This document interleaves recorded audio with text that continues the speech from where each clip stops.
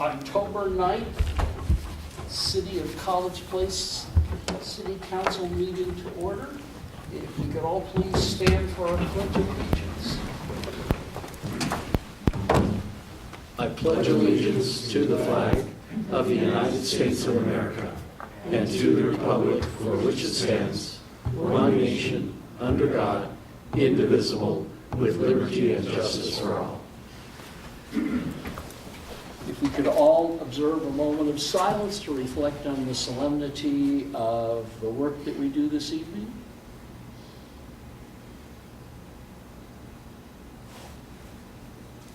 Thank you all very much.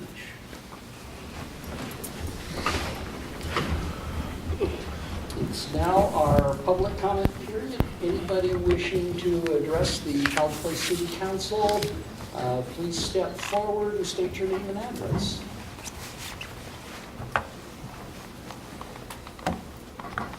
Seeing no one, before you is our consent agenda, approving this evening's agenda, approving council minutes from September 25th, 2018, approving council minutes from October 2nd, 2018, approving a salary ordinance for the positions that were created, and approving the check register and financials for July of 2018, and excusing the absence of council member Sherman and Nyhagen.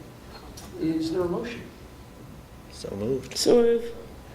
It's moved by Mr. Cleveland, seconded by Ms. Selby. All in favor, please signify by saying aye.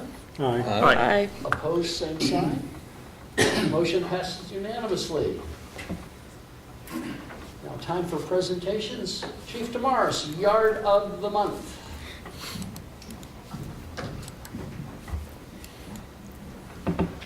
Good evening to everyone. So the September Yard of the Month caps off our season of Yard of the Month. The next one will be, this one's for September, the next one will be for December, and holiday Yard of the Month. So this, for the September 2018 Yard of the Month, it goes to the Payne family who live at 1123 West Whitman Drive. And this is the first one. I was not personally able to acknowledge them, but one of my sergeants, as my proxy, did that, and he said that they were very excited about receiving the award. Nice. Yeah. They've lived in College Place for 3 years. They get to keep the sign up, how long? For a month. Yeah. It's a lot of fun. They did a great job of actually giving the yard in the photo. I also would appeal to the council that maybe John can take over the Yard of the Month. You're on your own, Chief. Thank you very much. So we have a proclamation for National Fire Protection Week. Bear with me. Whereas the City of College Place, Washington is committed to ensuring the safety and security of all those living in and visiting College Place, and whereas fire is a serious public safety concern, both locally and nationally, and homes are the locations where people are at greatest risk from fire, and whereas home fires killed 2,735 people in the United States in 2016, according to the National Fire Protection Association, and fire departments in the United States responded to 352,000 home fires, and whereas the majority of U.S. fire deaths, parentheses 4 out of 5, close parentheses, occur at home each year, and whereas the fire death rate per 1,000 home fires reported in the United States fire departments was 10% higher in 2016 than in 1980, and whereas College Place residents should identify places in their home where fires can start, eliminate those hazards, and whereas working smoke alarms cut the risk of dying in reported home fires in half, and whereas College Place residents should install smoke alarms in every sleeping room, outside each separate sleeping area, and on every level of the home, and whereas College Place residents should listen for the sound of the smoke alarm, and when it sounds, respond by going immediately to the designated meeting place, and whereas College Place residents who have planned and practiced a home fire escape plan are more prepared and will therefore be more likely to survive a fire, and Whereas College Place first responders are dedicated to reducing the occurrence of home fires and home fire injuries through prevention and protection education. And whereas College Place residents are responsive to public education measures and are able to take action to increase their safety from fire, especially in their homes. And whereas the 2018 Fire Prevention Week theme, Look, Listen, Learn, Be Aware, Fire Can Happen Anywhere, effectively serves to remind us that we need to take personal steps to increase our safety from fire. Therefore, I, Harvey Crowder, Mayor of College Place, do hereby proclaim October 7th through the 13th, 2018 as Fire Prevention Week throughout the city, and I urge all people of College Place to be aware of their surroundings, look for available ways out of the event of a fire or other emergency, respond when the smoke alarm sounds by exiting the building immediately, and to support many public safety activities and efforts of College Place Fire Department and Emergency Services during Fire Prevention Week 2018. So I believe we do have a representative from the fire department here.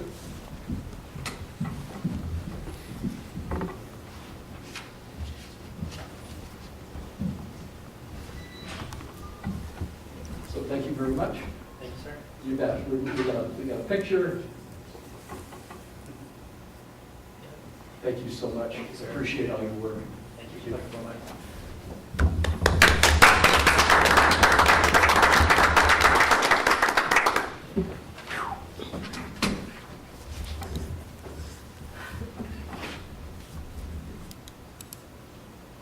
So next on the agenda is Ms. Kilgore, estimated 2018 and 19 revenues and 2019 department expenditure requests.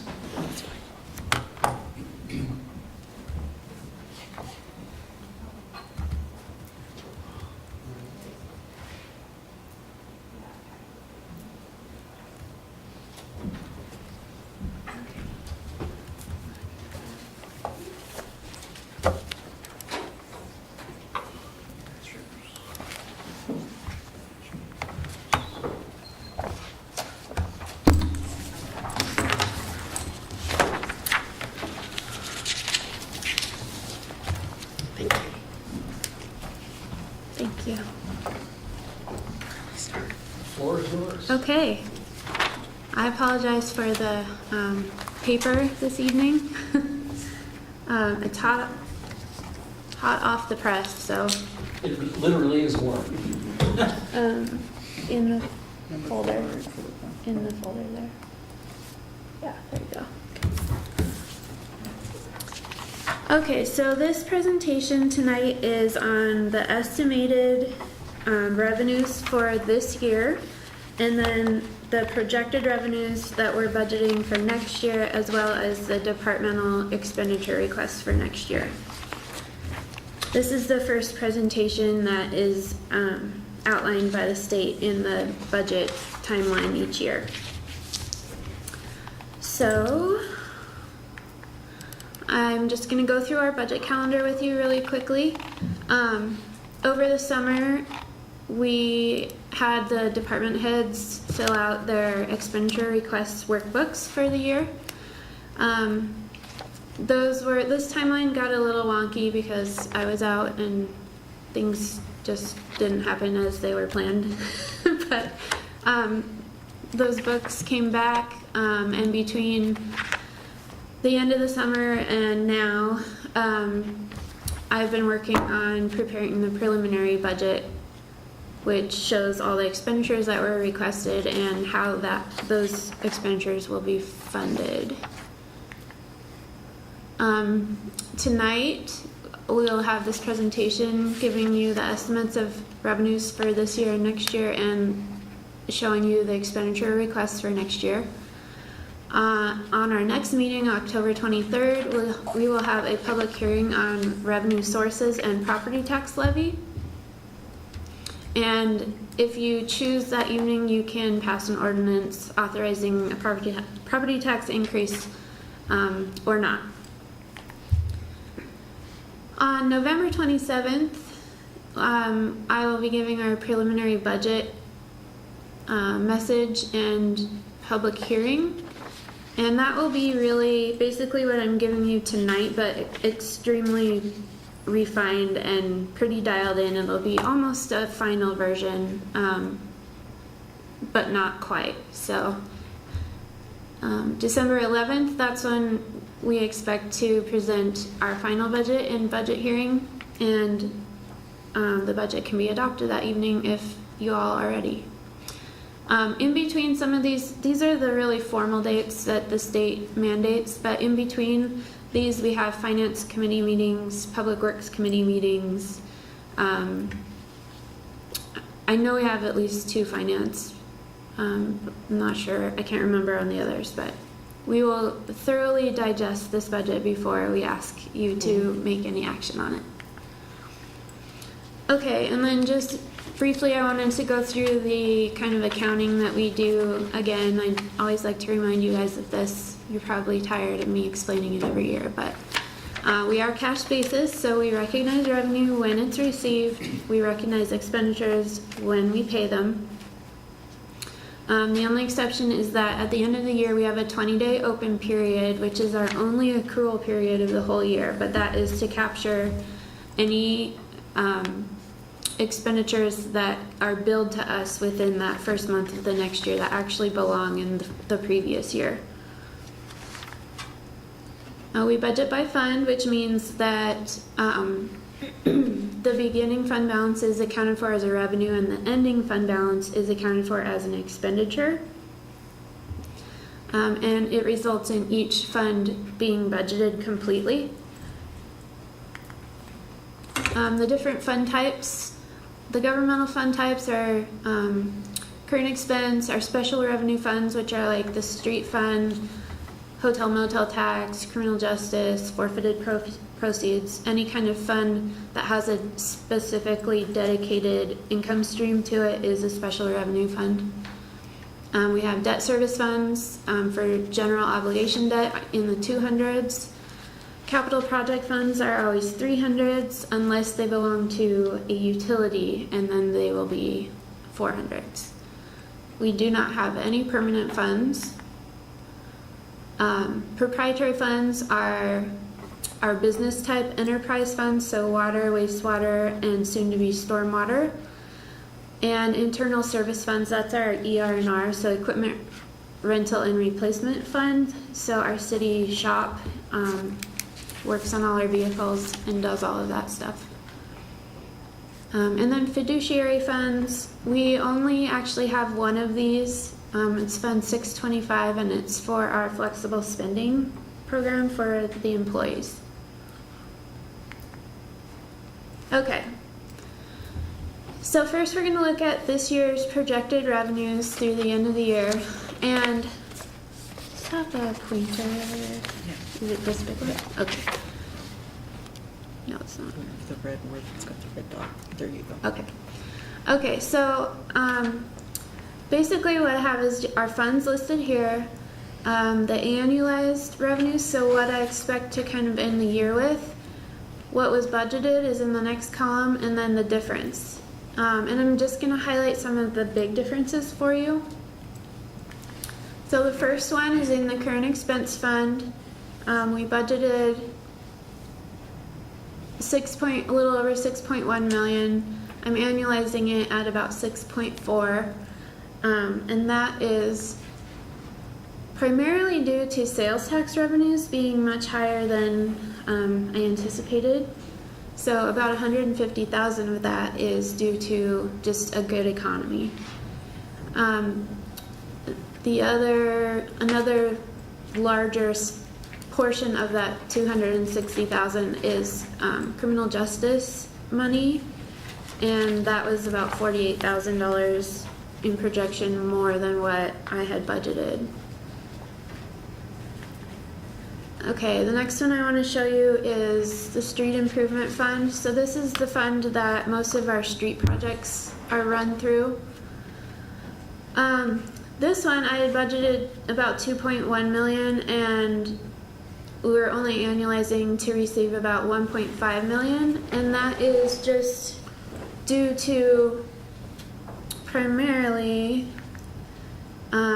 we had a transfer budgeted to go into the street improvement fund from the CARS project fund because we had anticipated closing out the CARS project this year and having about $500,000 to transfer from that fund into the street improvement to go towards other street projects. However, we have not closed out the CARS project, so that money is still sitting in that fund, and I don't expect to transfer the full 500,000. I will transfer a little bit of it, but I don't expect to transfer the whole 500,000, and that's the primary difference in these two numbers. Okay, next I wanted to point out the water fund and the wastewater fund. What happened here is when I did the budget and we implemented the water and wastewater utility taxes this year, I had budgeted for those to flow directly into our current expense fund up here. When I actually dug into setting it up in our system and really diving deep into the regulations and how money's supposed to flow with utility taxes, I discovered that the utility tax revenue really needs to be posted in the utility funds first. And then, because the utility is actually paying the city the tax, so the revenue is deposited in as a gross receipt in the utility fund, and then the utility pays an expenditure to the city. So we will basically, at the end of the year, write a big check to ourselves from each of the utilities, and it'll be deposited in current expense at that point. But that's why these utilities are tracking so much higher than what I had budgeted, because I had not anticipated the deposit of the tax money into them first. Yes. So just to be clear, the increase in the water and wastewater fee is not what you're talking about. It's the utility tax. It's the amount that we've collected for the tax, not the rates or charges. Yeah, not the rates. Okay. Yeah. Thank you. Yep. Okay. I think this is the last one I was gonna talk about, is the water system construction fund. And this is the fund that we budgeted to do the big well number 1 and water consolidation project in. And I had fully budgeted the project for this year at 4.6 million, but it's just that's not gonna happen. I'll probably refine this number. Right now I think we'll be in it maybe around $1 million by the end of the year, but I need to probably drill into that a little bit more. But that's why there's a sizable like $3.5 million difference, just because that project's the construction portion, which is the really expensive part, is gonna flow into next year. So that's kind of this year's revenues, where I think they're gonna end up versus where they were budgeted, and the big differences. Yeah, so I missed actually saying this lack of revenue is because we won't be drawing down money from our loan and bringing it into the city at this point. Okay, and you can see down here at the very bottom, I expect the difference to be a little over 3 million in total. Okay, now here's a look at where I think our fund balances will end this year. So we started with about 9.7 million. I believe we'll probably end here at about 14.7 million. Let's see. That is largely because of a about a $4 million influx here in the Water Capital Reserve Fund, and that is the final drawdown on the revenue bonds that we issued last year, but we had a 12-month drawdown period associated with them. We actually only took the initial draw when we issued those of about $600,000, and then it's just been sitting there undrawn for the last year, and this month actually is the end of the 12-month period, so we're going to go ahead and draw the rest of the $4.5 million, which is about just a little under $4 million left. And the majority of it is still going to be sitting in our fund balance at the end of the year because we don't have plans for all of it at this point. We're going to draw it, hold it till we know what our plans are, and then pay back whatever we don't need. And I don't remember what else I was going to say. I'm sorry.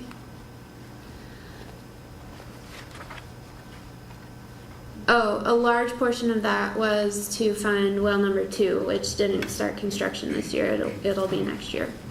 Sorry for that. I have a little bit of a lack of sleep going on at home right now with a newborn, so I'm doing my best. Well,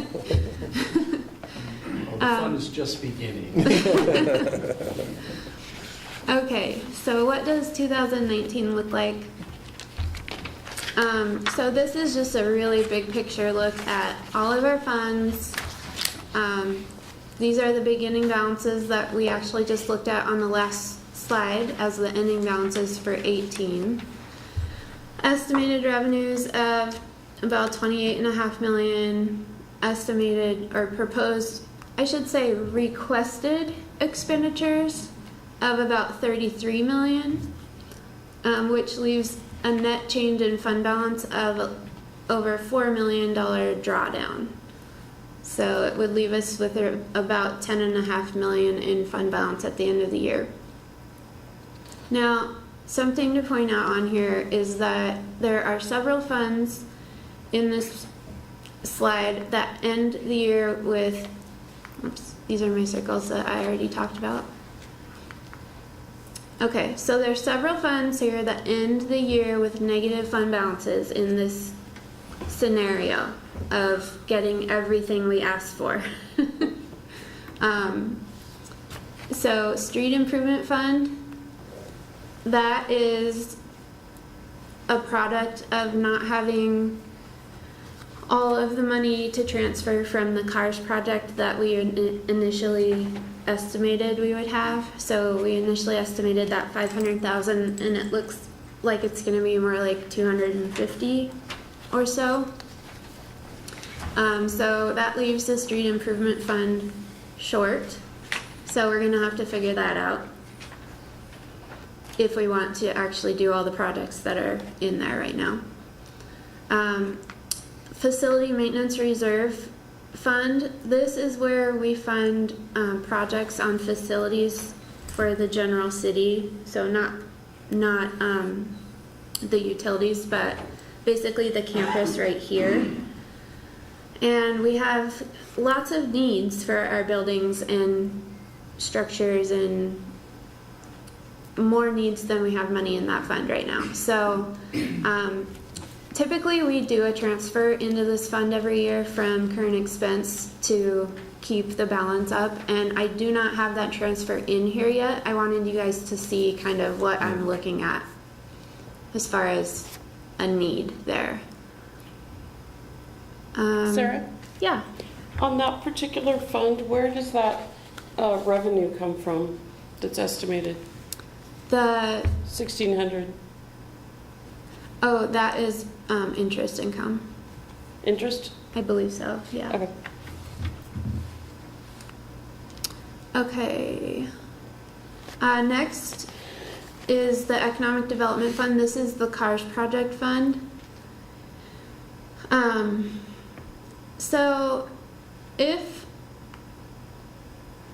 I pay for everything out of here that I think I'm going to need to pay for, we're going to be short about 100,000.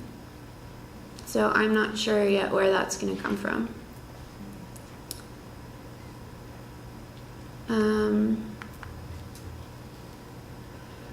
Next, stormwater capital reserve. So we have these are two new funds, 402 and 403 are going to be new for 2019. So 402 is the operating fund where the business takes place. 403 is the capital fund where we will do capital improvements out of. And this is currently showing a deficit balance because right now I have the stormwater infrastructure aspects of the C Street and Northeast Cedars projects in there. So I have stormwater currently paying for stormwater facilities in that project. Now, I put that in over the last couple days. This afternoon, I was looking through the stormwater plan, and it actually says in there that they recommend that the stormwater utility not pay for those capital improvements at this point because we don't have a fund balance to pay from. So the consultants recommended that the water and wastewater utilities cover that portion of the utilities. So that's something that we need to look at more and talk about and see what we want to do. Mr. Rizzo. I would just add from the stormwater element of things, and you'll see this when I get into a capital facility plan later. If we get awarded the Transportation Improvement Board grant to rebuild C Street and then the complete street grant from them to do C, the stormwater elements would be included in that. The part that wouldn't be would be wastewater and water, which those utilities would have to cover, but stormwater is included in the Transportation Improvement Board portion. So, yep. Okay. So the last one I wanted to talk about is the wastewater capital reserve. And this is just, this is a large deficit, $1.5 million. And that is just due to the major infrastructure projects that we need to be looking at in the next few years and that we need to get started on in 2019. So those being wastewater treatment plant upgrades, and if we want to develop the south end, the property across from the high school there, we need to figure out a way to get sewage service over there. So that's like a trunk line being funded, or a portion of it being funded in there. We are going to have to look at some kind of probably debt funding to front end that project and then ask for developers to pay for it as that property is being developed and pay us back. How much do you think impact fees would help? Well, I think we were Yeah. thinking we would get it pretty much fully covered, right? That would definitely help. In fact, in the budget proposal, there is a proposal that we do an impact fee assessment, so we could develop that. City of Walla Walla is looking at doing the same thing because they're exactly in the same predicament.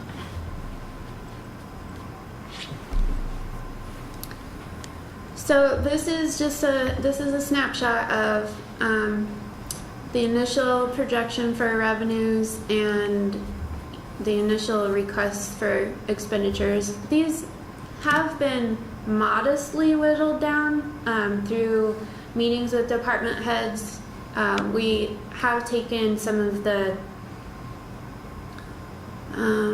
larger things that we knew we just could not do this year out. So these are pretty much all things that we really think we need this year and would really like to be able to fund. Mr. Peterson. Line 411, the 4 million, these are funds, and so these are moving fund balances over sometimes multiple years. The 4 million is in there because that is a multiple year look forward. Which fund are you talking about? I'm sorry. On line 411, the 4.1 million. Oh, this one? Yeah, why is there multiple years in that? That is just a portion of multiple year expenditures. Like the trunk line is over $6 million project. So we only have like the first half of it funded in this year is what I was trying to explain. Oh, I understand. So going into 2020, we'll also have another 3 million or so Okay. to finish that project. I misunderstood. Thank you. Yep. Any other questions on this slide? Could you elaborate on trunk line? I cannot, but somebody can. Yeah. Well, we will get into that later in the capital facility plan portion. I have a slide on that. Pretty much what that is to make the south end developable, and then also replace a lift station that's undersized at the moment. And I'll go through that in the capital facility part. Anything else? Okay. Okay, yeah, we have work to do. This is just a quick snapshot of the different departments and their budgets. So legislative, municipal court, executive, finance and clerk. This is just a snapshot of what, each department is kind of planning to spend. One thing to note is that down here in the very bottom is a line dedicated just to capital. So these capital projects are not distributed here in the departments that they originate in. They're lumped for the most part down here in this line. So you can see this is a huge capital year. We're looking at $17 million. That's more than half the budget for sure. So. And also not shown in these numbers because I just didn't have the time to get it done before this presentation, so it'll be in the next one, is that we will be doing departmental transfers. We'll be continuing the program of funding the replacement equipment by the departments that use it. So we will have those transfers added into these department budgets in the next rendition that you see.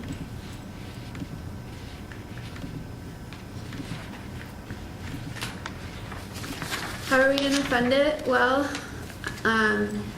our largest source of revenues in the city are in current expense, and they are property tax, sales tax, utility tax, and permits. Oh, that's funny. The colors are all weird. That was a color slide on my computer.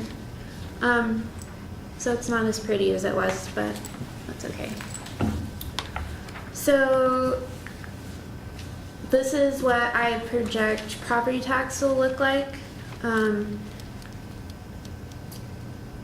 This was 2017 at 1.8 million, projected close to 1.9 million this year, and then next year budgeted at about 1.93 million, and that includes almost 19 million in new construction tax base, which equates to about $42,000 in new revenue. And I think I mentioned at the workshop last week, I don't remember. Yeah, last week. The tax levy this year is actually going to go down per thousand again because our tax base is growing. There's more people to spread it across, or more property value to spread the tax across, so it goes down for everybody. So even though we're budgeting more, each family will be spending less. Okay, retail sales tax is our second largest. Actually, yeah, second largest. This shows last year was about 1.2 million. This year I'm projecting about 1,350,000, and next year close to 1.4 million. And there was a spike here that was due to new construction tax. And this budgeted figure for next year includes about 45,000 that's related to the Marketplace Fairness Act coming into play, which gives us tax revenue on internet sales from out-of-state vendors that comes into our state. And that's, I would say this is a very modest projection because it could be up to 130, 140,000, but I wanted to be really safe with that, so. This is a look at utility tax, which is the next largest revenue stream. You can see the sharp increase here. This was due to adding the water and wastewater taxes and the increase from 6% to 10% on garbage. I think cable, I think telephone was the only one that we statutorily had to keep at 6%. So I just show the rise here and then it kind of leveling off. I mean, it's going up a little bit because revenues will go up a little bit with price increases, but fairly stable. Permitting revenues, these have been doing well for a couple years now.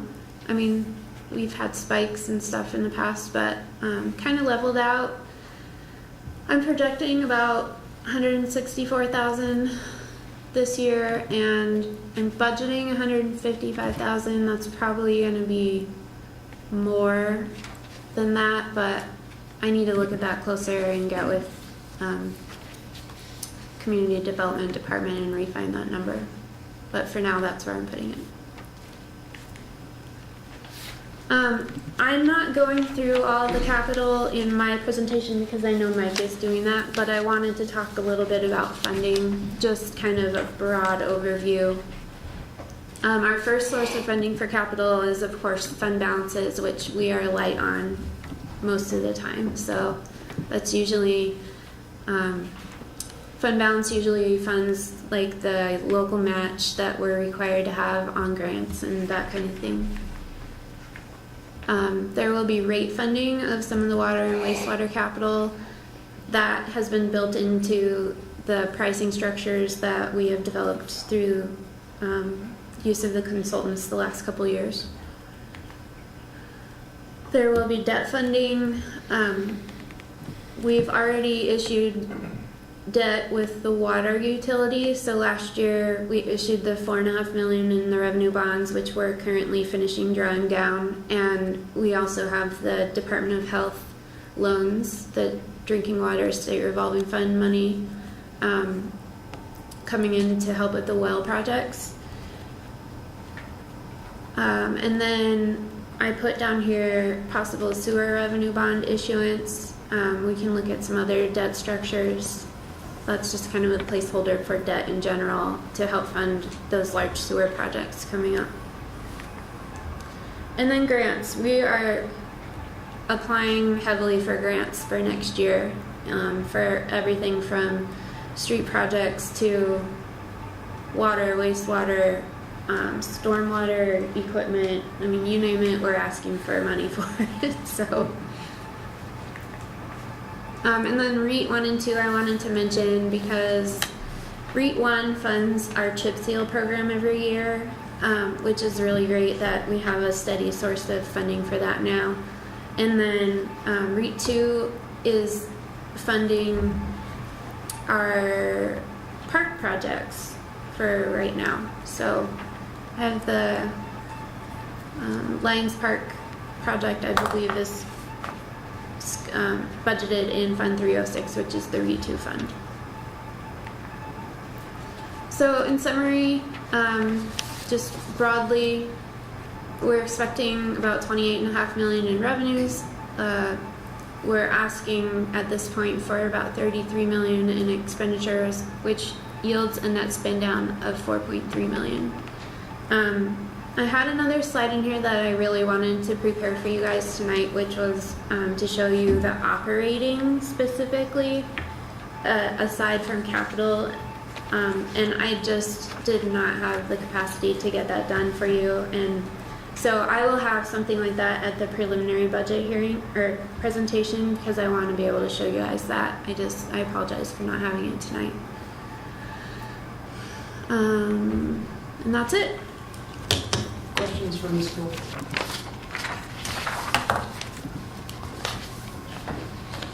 Okay, thank you. You're off the hook for now.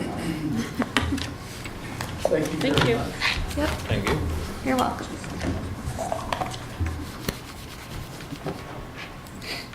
So moving on to action items. Mr. Rizzatello, business license to College Place Municipal Code. Thank you, Mayor. So what brought this about is that there was a House bill, EHB 2005, and that was codified as RCW, where there, in essence, was a mandated definition for the term engaging in business. And there was a lot of dialogue going back and forth about everything that entailed. So the stuff in this proposed ordinance here that's highlighted in yellow, that's the stuff that's permanent coming from the state, in essence, from that bill for engaging in business. However, this is a good time, like many other cities are doing, to update the said business license code. So we have the peddler solicitor code. However, there was not a business license code, even though we have been processing business licenses through the state business license portal. Historically, they were free of charge here. So you'll see just the edits here. So just a lot of definitions, posting your business license. There's some enabling language to charge a fee should you all decide to do that. There are exceptions for essentially wholesalers, nonprofits, municipalities, artisans selling at a fair farmers market, persons selling trees, minors engaged in babysitting, newspaper delivery, farmers, individuals owning or renting the property. And things like that. And then there is some language just that people properly do their excise tax returns utilizing the code for College Place, and then abide by the county health department regulations for food. And then there's a suspension, denial, revocation process, just basically where if police chief gets complaints, can go through that way, and then it can be appealed to a hearing examiner. And then the last sections, use of streets and hours and notice, that's for peddlers and solicitors. 504, 150, and 160 are actually in the existing code that's on the books now. And then the violation penalty, that just reflects what's already in code 120. As this went through the Economic Development Commission, they recommended approval. There is a letter from the chair of the Economic Development Commission because they were looking at structures, given the fact historically we charge nothing for it. They felt a fee for $10 was warranted to go help with community events, give entertainment, and really build the events, because that is drawing business into town here. There is a business license comparison spreadsheet that we aggregated for the Economic Development Commission. If that $10 recommendation were followed, out of that grouping of cities, we would be a second cheapest. The first cheapest is Calville at $9 annually. We would be 10.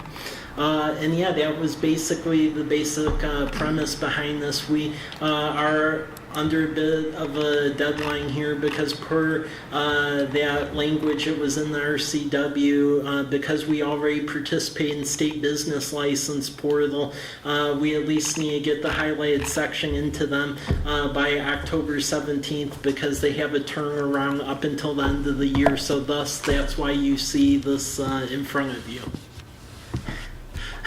Questions for Mr. Rizzatello? Ms. Elton? We talked last time about the difficulty with some of the definitions being poorly drafted, but I'm looking at section 504-100 exceptions. Yeah. And that H, I don't understand what it means, because all the rest are like, these people don't have to do one, but then in the middle it says, if it's less than $2,000 and you don't maintain a place of business, they shall submit a business license.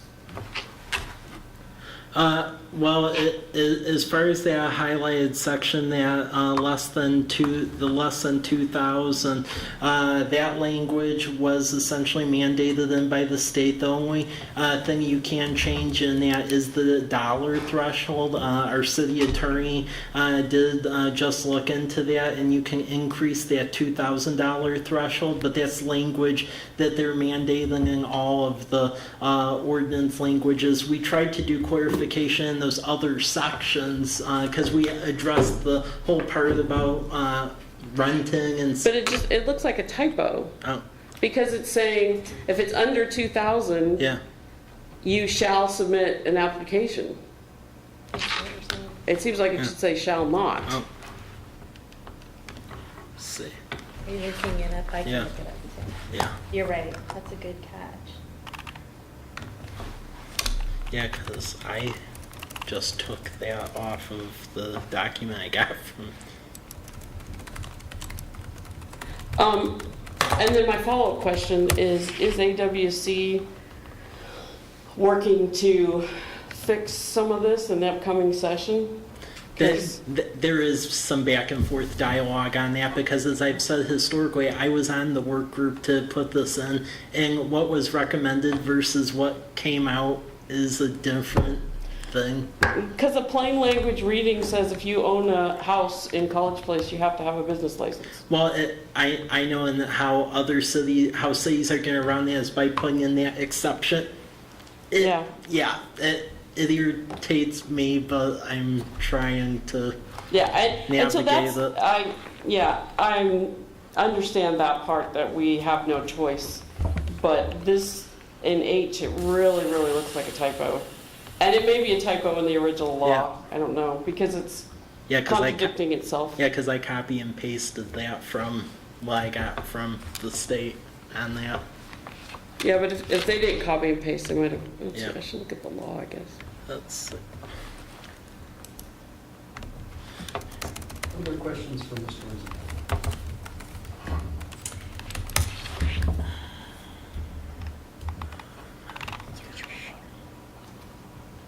Is there a motion? 1 second, I have the language here. This, within the city shall be exempt from the general business license requirement of this chapter. So we'll double check that if Okay. that's something that you want to, when you make a motion, if you do choose to pass it with the direction that we confirm that language, Yeah. one way or the other. Yep. That language makes a lot more sense. Okay. So I guess I can make a motion under pressure. No pressure. Well, no, it's pressure from the legislature. I move to adopt ordinance number 18022, which replaces the language in College Place Municipal Code 5-04, peddler solicitors, with the language in Exhibit 2, College Place Municipal Code 5-04, business license, with the stipulation that the attorney will clarify and correct the language in section 100H, I think it was.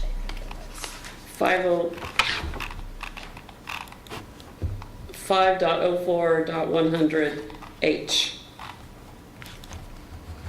There, is that right? Is there a second? I'll second. It's been moved by Ms. Selby, seconded by Mr. Cleveland. Any further discussion? Seeing none, all in favor, please signify by saying aye. Aye. Opposed, same sign. The motion passes unanimously. Thank you all very much. I anticipate as we work through it, there'll be some kinks Yeah. and stuff like that. So just make notes if you get complaints from the public, and Yeah. we'll deal with it. Yep. Thank you so very much. Ms. Colwell.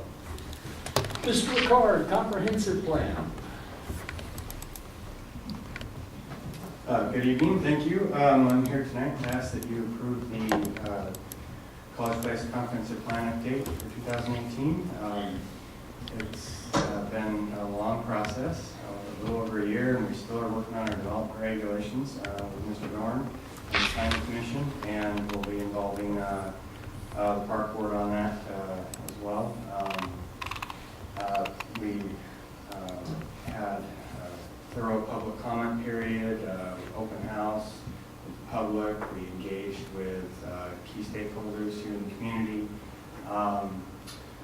Department of Commerce has reviewed this and went out for the 60-day review, and they are pleased with the product. And we did a workshop last week, had Mr. Dorn here, and he's here again in case there are any last minute questions about the plan. But I'm very pleased with it, and hope you are as well. Questions for Mr. Ricard? Mr. Peterson? I move to approve ordinance number 18-023, adopting the 2018 College Place Comprehensive Plan update. Second.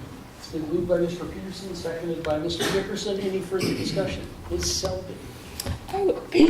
I would just like to thank our planner and our consultant for all of the very hard and good work that was done on this. This is a huge undertaking and a good accomplishment, so thank you. Mr. Peterson? One quick question. I've been, not just with this, but a question with board docs. Are these documents are archived in the state that they're in right now? We can go back and reference this a year from now. Yeah. At this site. I know we'll have a document, and we'll probably get something, another more formal. Right. But kind of a general question also about board docs. All this stuff is static, and as we go back and reference this, it's there. It is not removed for a year or two or Correct. And in fact, you can even go back into our advisory commission and board meeting agenda packets and see the economic development chapter and the parks chapter as it slowly went through all of those processes. Just wanted to clarify. Yep. Thanks, Mike. Thanks, Yep. guys. Thanks. Any further questions? Seeing none, all in favor, please signify by saying aye. Aye. Opposed, same sign. Motion passes unanimously. Thank you, Mr. Ricard. Thank you very much, Mr. Dorn. Congratulations. And a job well done. Yep. It's my birthday. So Happy birthday. Happy birthday. Excellent. Happy birthday, Mr. Ricard. 23. Mr. Hardway, Relight, Washington.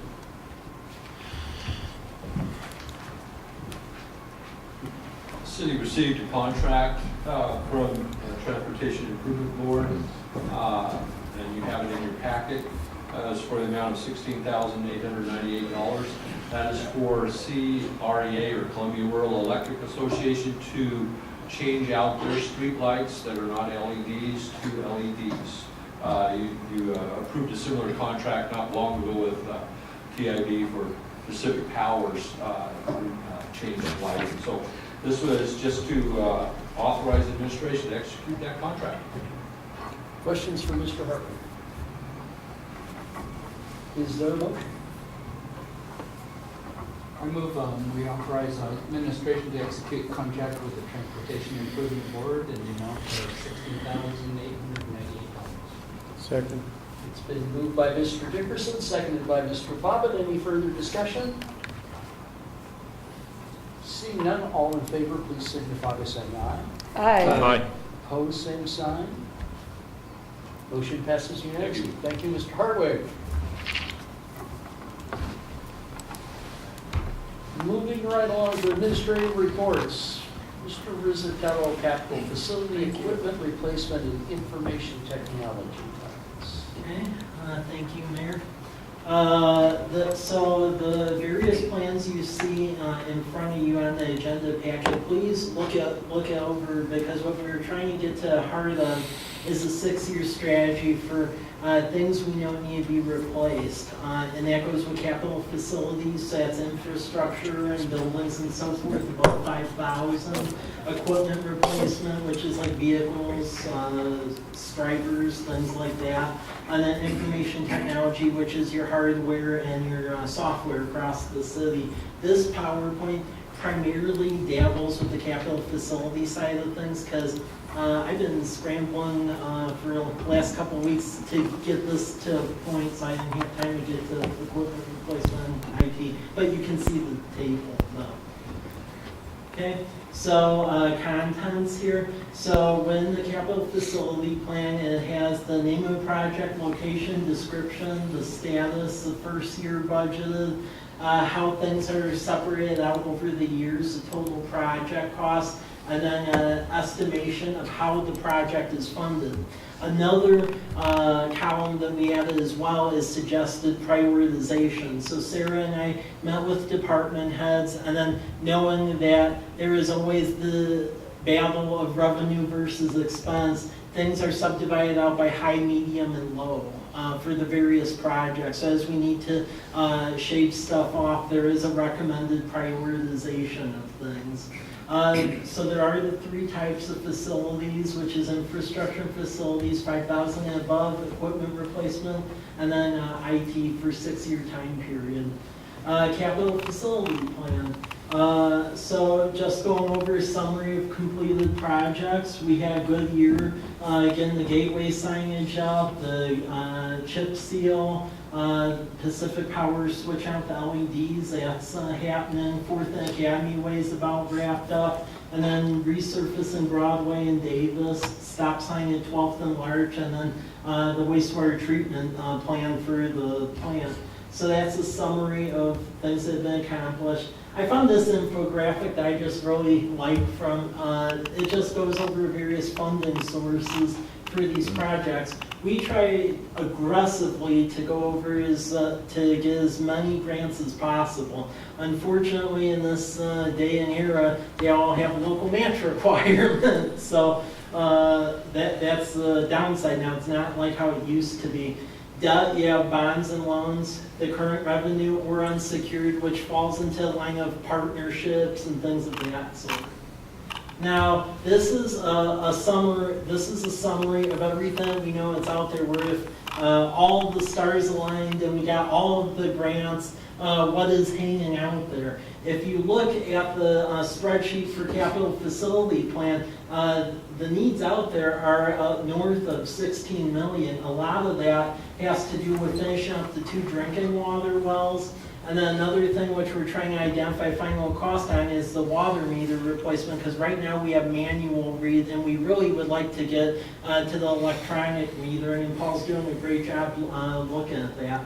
Wastewater, you will see, especially projected in 6 year out, the major boogeyman in the room with that is renovating the wastewater treatment plant. If you look at our entire capital facility plan for the whole city, the treatment plant alone ends up being almost 30% of it for the 6 years. A lot of money there. So as you can see here for FY19, should all the stars align, the water area, that would be 54% of it, followed by wastewater at 26%, and then streets at 15%.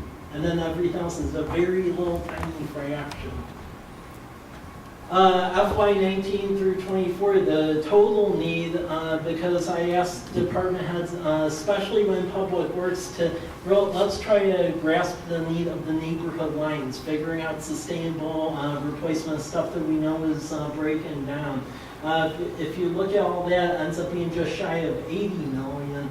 Again, as you can see, the wastewater section out of all of that piece of the pie is about 46%, just the wastewater.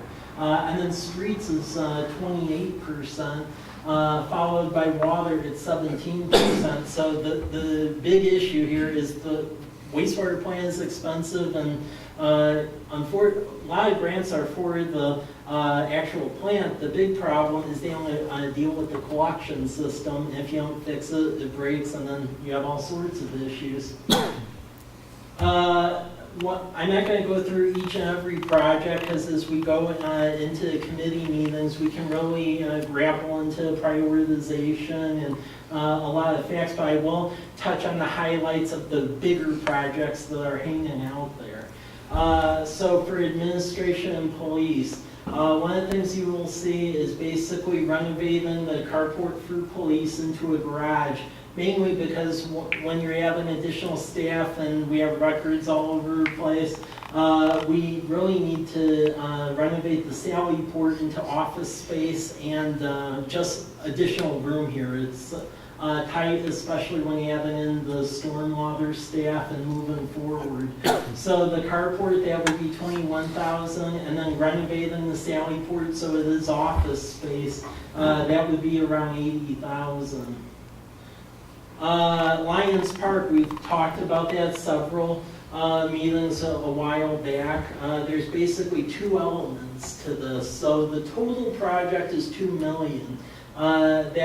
That really is broken up into two pieces. You have $1.3 million for the park, and that would entail the recreation path, the splash pad, all the good stuff that's in that picture right there. $700,000 is if we proceeded with that pond separation project. So you can see everything that's highlighted there. The full build out of that is dependent upon several grants that we put in for State of Washington Recreation Conservation Office, the National Recreation and Park Association, and then partnerships with Tri-State Steelheaders, the public schools. They actually have classes that want to take up a fundraising cause on this, that we're trying to build the partnerships to make this happen. But yeah, parks are expensive. Other future parks, just to put on your radar. So I just want to show two additional parks that we'll be planning for in the future. So the Hayden Homes Development Homestead, because of the amount of housing units there is some park property out there at basically the base of the bluff between Domes and Homestead. They will include basically grass, playground equipment, things like that, but there is a $25,000 placeholder for basketball or some other activities. The park board is really digging into this. The other one is the McKiernan and Christensen proposed development over here. That is a substantial development because between both of their properties, that's about 260 acres. A lot of the park development will occur over there. That would be born on the development because that's what happens when you develop a lot of housing and commercial and so forth. So a lot of that would be born on the activity that goes on there. But in talking about the school district and just the general area over there, there really is an opportunity to work with the state and various partnerships and make that into a real nice regional facility. And Park Board is looking at that. So there is a placeholder in 2021, 2022 for that developer mitigation. That's where a lot of that is going to come from. For streets and your utilities, the key project that we're trying to go after for next year is C Street and Cedar Street. So TIB, we put in grant funds to completely rebuild C Street between College and Larch. Because you all passed the Complete Street Ordinance a little over a year ago, we can get shortlisted as a Complete Street community and just get given money for that. So I did put in the application for that, and I'm hearing good things out of TIB, so we're planning for that. That Complete Street money is what would fund Cedar. Because we have a separate TIB application for C Street, Cedar would be that Complete Street one. However, very expensive project. The street would be about $1.7 million between the two roadways. The storm between both of them is $369,000. There's asterisk marks there because both of those can be covered by the TIB because storm and the streets are synonymous in how they fund things. The two things that we would have to locally fund is that when you open up the roadway, the smart thing to do is replace the utilities if they're decayed underneath so you don't have to rip up a brand new road, and TIB wouldn't like that either. So the wastewater and water cost for both those streets you can see there. And then the map of the project site is right here as well as the site picture. Question. Yeah. I think at one point I heard Damson might be a part of, they were happening at the same time, or is that like not on the table, or? That is. Am I confused? If you, no, you were correct at the time. There was a historical push to go after Damson at the same time. However, in talking with Transportation Improvement Board, the traffic counts, the amount of impacted residents, that Damson just does not score well. And I was told that if we went after that as well, or even prioritize that ahead of Cedar, that we likely would not get it. So we will continue to try to push for grant fund on that in later years, but at least for this project, it could have jeopardized both if we did that. Okay, follow-up question. We put a fiber optic conduit under College Avenue. Is there plans to put that under there as well? Yeah. Okay. Yeah, that's the plan. If we're ripping open stuff, let's go put fiber in there so that way we have the conduit, and then folks can put the fiber in there and we can charge them to use our conduit, so. Okay, wastewater side, the big one, wastewater treatment plant. So you can see there's a lot of money flowing through this site. The engineering to figure out the ultimate strategy to satisfy a permit. Engineering alone is about $300,000. The phase one part that needs to be done by 2023 in that facility plan, dealing with the influent, the headworks, the sequence and batch reactors, and land treatment, that alone is over $26 million. So as you can see in the broad spectrum of your capital facility plan, that takes up a giant amount of it right there. This gets into the South College Place trunk line. We referenced this a couple meetings ago when, to get authorization to go after grants. We're continuing to go after grants. The thing to know here is we have a lift station here. It serves Walmart area in Meadowbrook. That is basically around capacity, so we need to increase our capacity. Additionally, this area where we're doing the UGA swap at, to serve all of this, we basically have plan and study done by that Community Economic Revitalization Board curb grant, and it basically recommended a trunk line. And what this trunk line would do is it will allow us to be able to serve this commercial piece here, and then all of this as this develops, and then also across 125 over by Peppers Bridge area.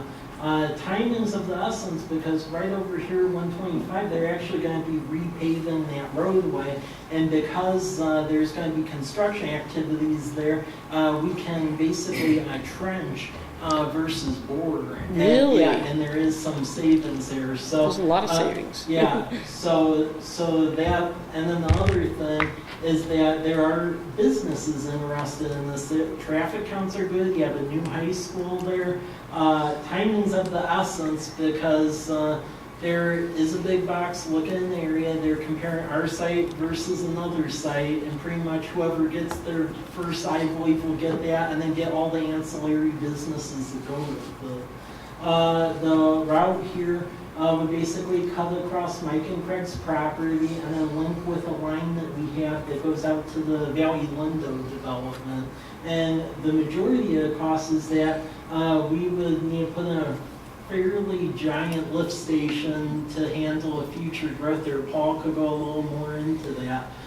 We are trying to pursue grant funds from both the Port and County .09 funds, and then there is construction money we can go after from Community Economic Revitalization Board, because we got the planning grant study. So there's a lot of pieces at play here. We're trying to get all the grants first, and then whatever the leftover is, we may have to front fund that via a bond of some sort, and then recapture that via the developer mitigation dollars as all the stuff pops.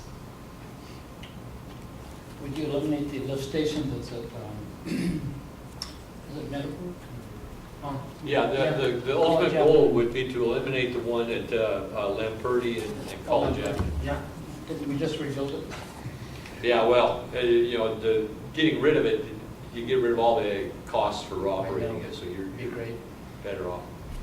Yeah, so that's why this is percolated up to the top, because there is a big box significantly interested, and they like the site right here, and Mike and Craig are willing parties, so. You mean you can't find somebody to just tunnel through that high area out there on Virginia? So yeah, that's what this whole project is, because all of our counts and everything else are there, so if we can, and relative to the other sites that are at play, the other site they're looking at in Wall, which would be at the end of Myra Road, there's a lot of stuff they have to do to make that pop. You would have to construct 2 roundabouts, run all your water, all your sewer, all your storm out there, and then put in a traffic light at Morrison. So there's a lot of sunk cost there. With us, folks I've talked to, as far as making the rest of the development go, that's not a problem. It's just the trunk line, but there's rewards in that. Okay. Neighborhood wastewater and water lines, you will see that throughout the capital facility plan. They range from $100,000 to $200,000. Worked with Paul and Robert on that. Basically, the steel lines, and ones in backyards that are in bad condition, pretty much replacing those, and you will see a phased approach in the capital facility plan. So please take a look at that. And again, we're just trying to be proactive with this. Well number 1, well number 2 replacement. Robert will go into that later on, but pushing through cultural resources, and even though you get state legislative appropriations, it's still painful to get the money out of them. So even though we're trying to hurry them up between them doing the capital budget and everything else, this is overflowing into 2019. We are hopeful to get the Well Out by Christ Community Fellowship done in the very early winter, and then the other well, which would be out at Whitman, we are hopeful to get that done by the summer. So, and then the water meter replacement, I alluded to this earlier on, but we have the manual meter reading, and if we went to the electronic, that gains us back a full-time equivalent over time, because that's the issue. We've dealt with a lot of staffing issues that percolated up from police and fire and community development. But as you can see here, we've had decent growth population-wise. For 20 years ago, we were down about 7,000 people, and now we're at 9,560. However, Public Works has stayed static, even though we are growing from a development perspective. So that is one way to essentially mitigate that, by trying to go digitally and get some productivity, so that way we can get back part FTE and do maintenance. Because I always feel bad, because we're always pulling you off everything. It's hard to get anything done with the amount of backlog. What's it cost per meter? I'm sorry? Cost per meter. Well, our charges to install a whole meter is around $2,000. If we just replace a meter, it's about $400 to $500.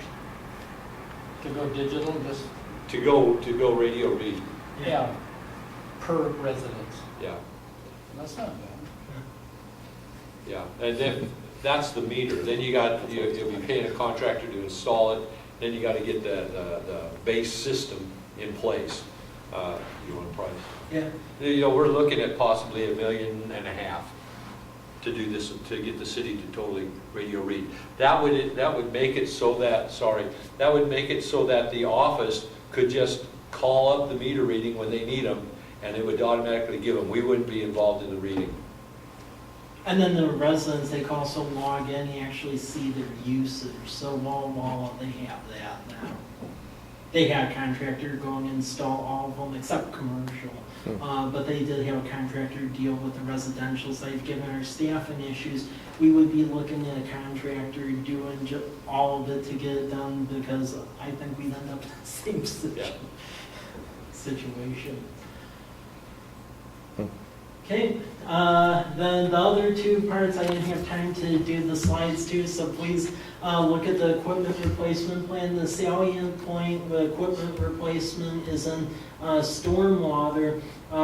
You'll see street sweeper and a Vector there. We've said we don't really have the capital in place because what we're charging is really covering the operation and maintenance plus a little bit of capital over time. There is a way to get some grant money, however, time is ticking on that. The United States Department of Agriculture, Rural Development Office, they have money to do things like that. The kicker here is that we only qualify for this grant loan money until we hit a population of 10,000, and we're at 9,560. 61. Yeah. Can't count the students. So with the Hayden Homes development, villages at Fort Walla, we are going to hit that quick. So the maneuver we're going to try with this is to put in a USDA for the street sweeper and Vector, see what we can get, because we have a narrow window of opportunity until we'll be disqualified, because 10,000 is the window. You can't count students. There's no mitigation for. No. Yeah. No, I tried that. Didn't work. And then information technology, take a look at that. You'll just see a spread with computer replacement, server replacement. We're going to move our, basically the server, try to get a sensor down there and put it on the shelf, and then also start replacing computers, because we have computers in the city that are about 14 years old in some places. So we're really trying to start to get to a sustainable replacement schedule. And then really continuing what we're doing with GIS. We've made good goals there, and they'll be part of stormwater tech position to do that. And then digitizing our processes such as like building permitting and stuff like that through that document locator program that you all approved. So a lot of what you'll see in the information technology plan is your maintenance cost to continue what we're doing. Questions for Mr. Rizzatello? Ms. Sell? When we were doing the search for the police chief, one of the things that we came up fairly repeatedly was the potential need for a new building for the police, not just, we've kind of been trying to pretty it up a little bit, but so I'm wondering, where does that fit into our capital plan? I mean, for now, I just have renovation in there for both police and public works. Really, the plan is with that, we need to grow our economic base so we're able to do that. And the way to grow our economic base is to get that trunk line out there so we can land the big box. Mike? Yeah. The CARS project debt, it is satisfied at what year? I can't remember. Oh, the debt? Yeah. I think we issued it in 2014 and it's a 20 year, so 2034. Okay. That goes into the ratio of debt how does that work? As we pay that down, that obviously goes into the does that go into the calculation of how much more debt we can assume midpoint through that bond issue? It's not it's a debt at any given moment or at any given year, isn't it? It's not obligated debt necessarily, or the original issue debt, I should say. So what I'm saying is if you've got 26 million and you're halfway through it here in 10 years, that opens up the ability for us to assume more debt, correct? For other projects. Yeah, well, yeah, because the CARS project, that was voter approved, what we're talking about with wastewater, and any of your utility stuff, a lot of that is the revenue bonds, or it's based off of what you're collecting in revenue, because it's a utility. Right, no, I'm just looking at good point, Mike. No, I'm just, when we start thinking about $70 million items up here, I'm sure there's something in there that could be, is that correct? Something could be voter approved in there? Oh, yeah. Yeah, and so, just curious when that relief will come, so, yeah. And then keep in mind too, that at least on the water side, Both the wells are shown in there, but we have the funding for that. I'll work Yeah. out through all of the stuff we've gone through in the Yeah. past. Yeah. Thanks. Thanks. So in summary, the big multi-million-dollar question, if you will, really is the wastewater treatment plant. That's the big Yeah. ticket item. Well, it's just in the 6-year cycle. Yeah. The cost run about $90 million for capital facilities, technology, equipment. Nice round number. Nice round. Any other questions for Mr. Rizzatello? Thank you very much. Mr. Gordon, water projects. Thank you, Mayor. I do not have a presentation for you tonight, but I do have a slide.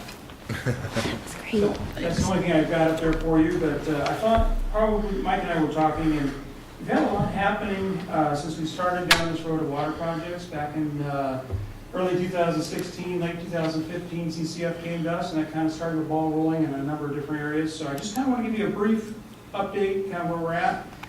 We really have 4 things going on. We have a water right consolidation, which allows us to pump up to our maximum rights out of any number and any selection of wells that we have operating at any one time. Currently, we can't do that. Actually we can, because we've been given a temporary permit to do that. But prior to that, we really had to stick with the water rights that are associated with each particular wellhead. So we've been given, just the last, couple weeks or so, maybe 3 weeks ago, go ahead. I was going to say, we've been given a temporary permission to go ahead and pull water out, whatever water we can from whatever wellheads, including the new well locations, which allows us to drill. So did we purchase water rights from Roche Orchards, and what are they being used for? That's my 4th item tonight. Oh, I see. So you want me to jump ahead? No, I just wondered if that fits into the equation of water rights Absolutely that fits you're into talking about right now. Absolutely, because that particular right is included in that consolidation, so good point. In addition to the water right consolidation, we have 2 large capital projects going on. You're aware of them. Actually, Mike's spoken to them at some level, and so has Sarah. We have a water right consolidation project with CCF. The water system consolidation project. Effectively, we're taking over their system because it has a nitrate issue. Everybody's aware of that, I think, at this point. And that's the relocation. Really, it's the relocation number 1 well to the CCF site and the construction of a water main loop. That has been funded through loans, Department of Health, 50% of them forgivable. It's about a total of $4.2 million. We're starting to take reimbursements on those funds, which is good. And we're actually at the cusp of issuing our first contract. We'll probably have 3 separate contracts at least on this project. One will be for the well drilling, one will be for the well pump house itself, and one will probably be for the loop line that loops all the way from Morrison all the way down around to College Avenue.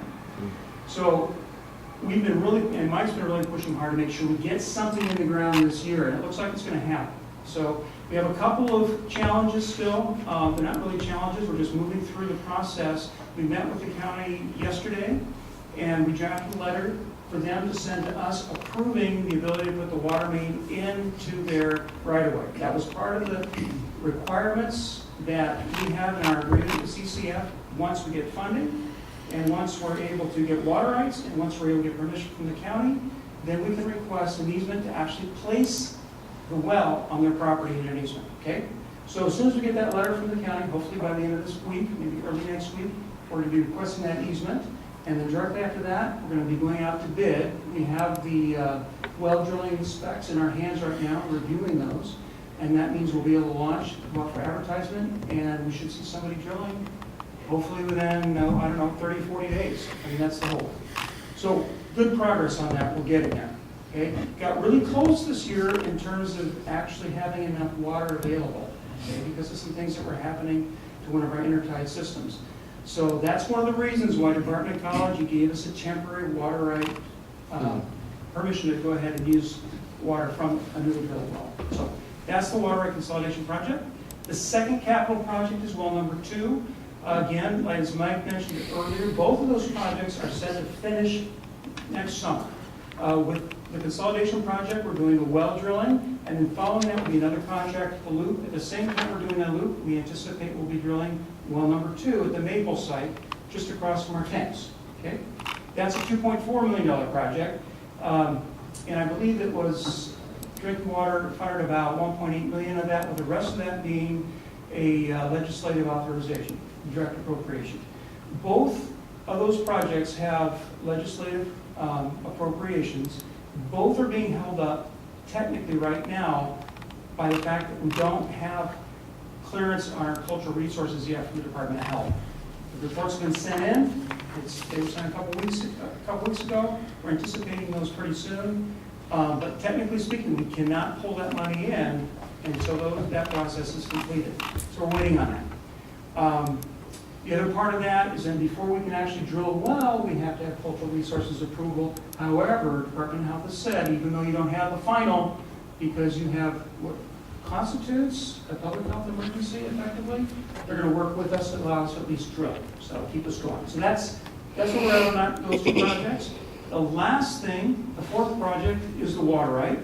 And yes, that's moving forward. The appeal period ended, I believe it was actually September 21st. I was thinking September 30th. That was a 30-day appeal period after they gave it to us. That's passed. There's been no comments. I checked. They did not send us a letter saying you got it. But silence is golden in this case. So if they don't send anything telling you you've got a problem, you're good. So we're at a point now where we have to start paying for that water right, and it will be ours. So that's good news. So I trust you checked the water, the well logs around, but what's your backup plan in case you don't hit water? This is a big project. We're going to drill deeper. I know people have done that too. Well, when you drill well, there's no absolute 100% guarantee. And that's guaranteed. Our backup plan is if we don't hit water there, we're going to have to find a different site. Bottom line. We have 2 sites, right? So between the 2, we're... Any other wells that deep around the area? Yeah, certainly. Oh, there are. So, Yeah. And there are challenges, most of them more to the west. And we've had our engineers look at it. They've said, we've got thumbs up. The reality is the deep basalt is pretty good place to drill when it comes to wells. Yeah, you can get some spots that aren't good, you can get some spots that are hot. But for the most part, it's not a slam dunk, but the chances are in our could be other things like temperature attributed to. Correct. The emergency was our being down to one good well. Is that? You mean this summer? Yeah. When you said that, Yeah, we just... that was when you speak of an emergency. That is what you're speaking about. The one well that we had that was actually Consolidated 14 is tied to our system. I may have Paul speak to this a little bit, but Consolidated 14 is tied to our system. What's it? There's, I would say there's three aspects to the emergency. One is CCF is under an order to get rid of that well because of the nitrate issue. That's the number 1 emergency. Number 2 is we're down to one good well. And the other second well is iffy. And then the third thing is District 14 lost one of their wells. And so I'll talk about that in my report, but that's the 3 of them. okay. Thanks. Questions for Mr. Gordon? Thank you very much. And Mr. Hartwig, you walked away too soon. It was my understanding that there was a request for some kind of an overview of the water system. So I'm going to give you a high level. I'll do it quick and then turn it over for questions. The number 1 thing you have to have for a water system is a source of water. So all our water comes from the salt well. We do not have any surface water, so we rely on wells. The other avenue for a source of water is the intertie. So we do have interties with the college, we have interties with the District 14, we have interties with Green Tank, and we have, hopefully, an intertie with Walla Walla in a few weeks. Walla Walla is a supply for us, District 14 is a supply for us. The other ones are only where we supply them. The extent of our reach of our water, though, goes farther than those interties that I mentioned. Our water can reach to District 12, which is out by Highway 12, the old Highway 12, and Hydro 9. So our water can go all the way down to that avenue if they have problems.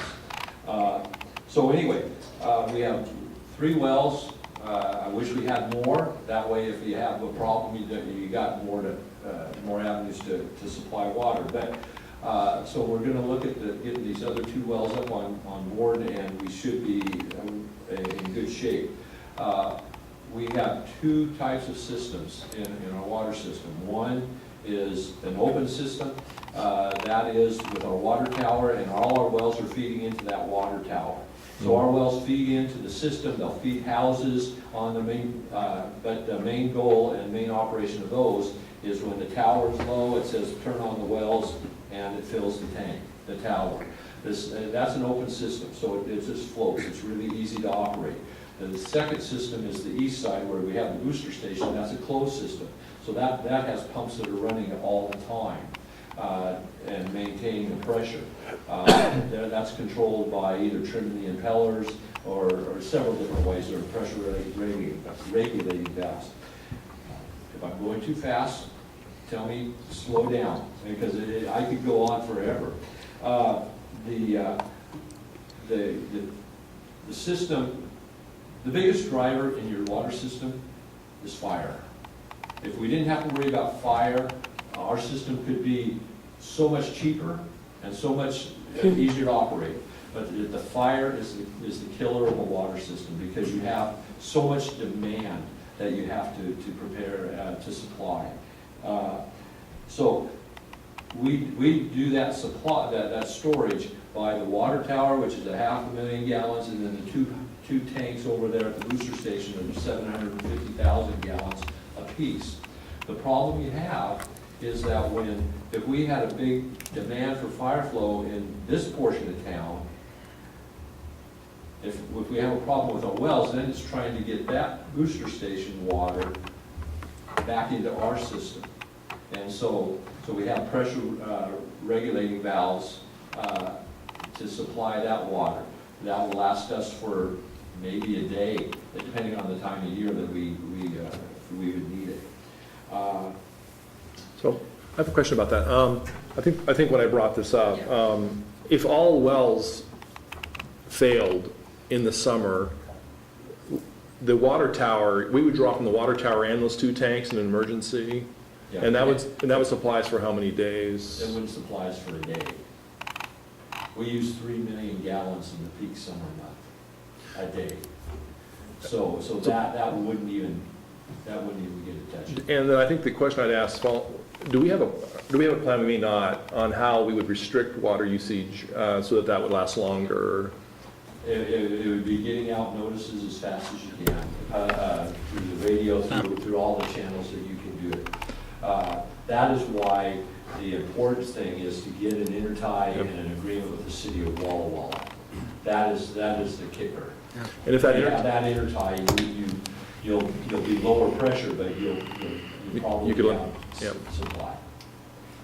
It's been years since we've discussed this, but there was a number that was thrown out, and there was also a process of what they do with their extra water. Our neighbors too, at least. Their excess water? Yeah, there's so many gallons that they run by. And some Robert could probably talk to that at all, but there's some that they put back into the ground.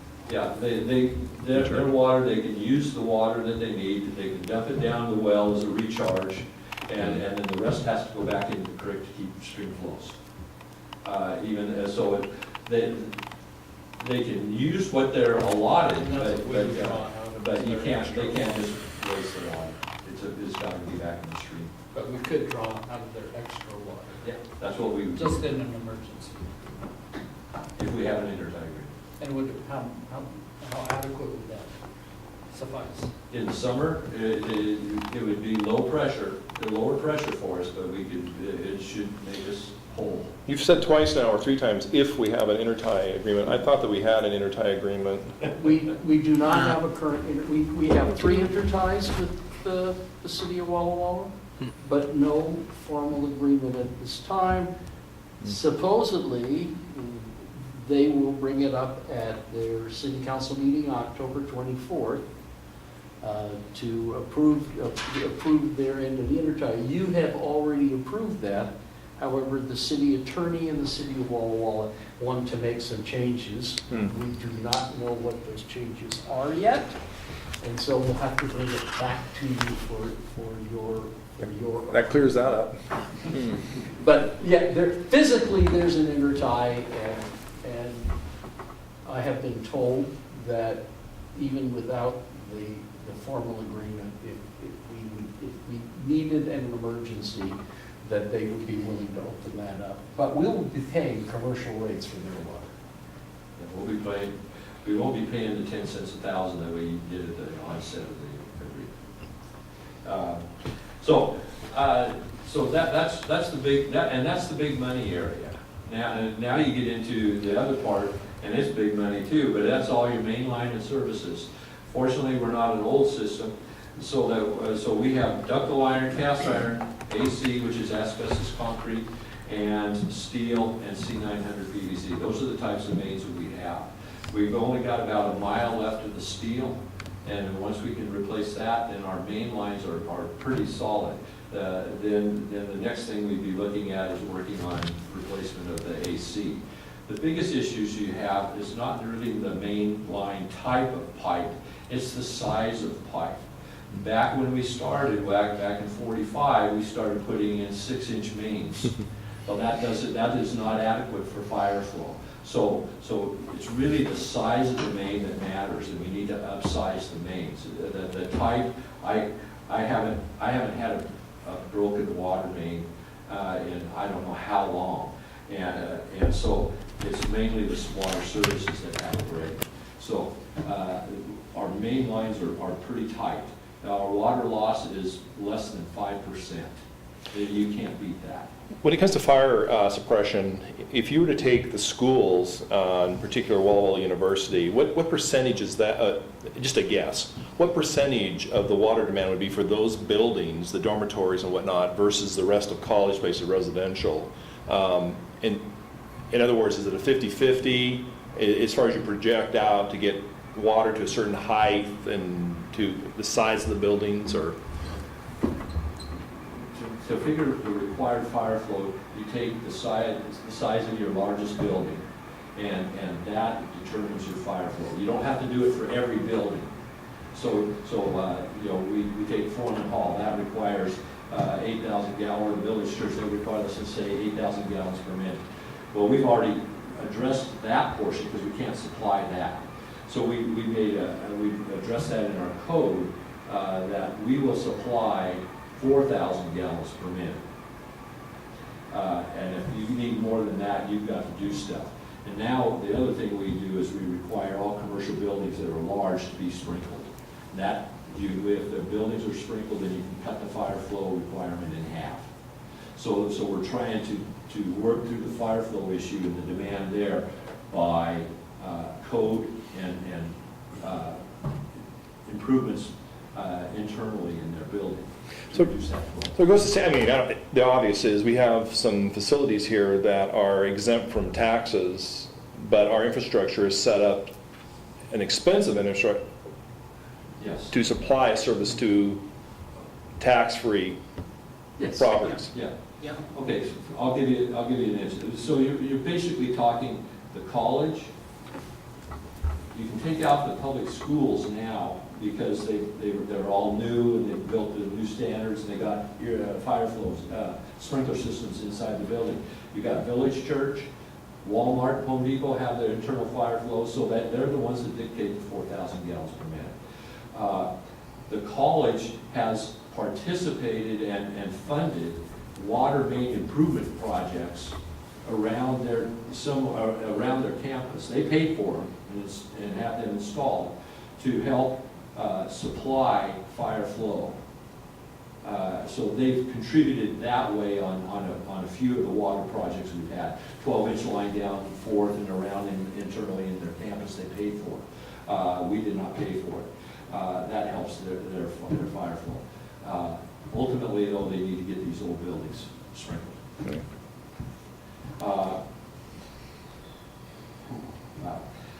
The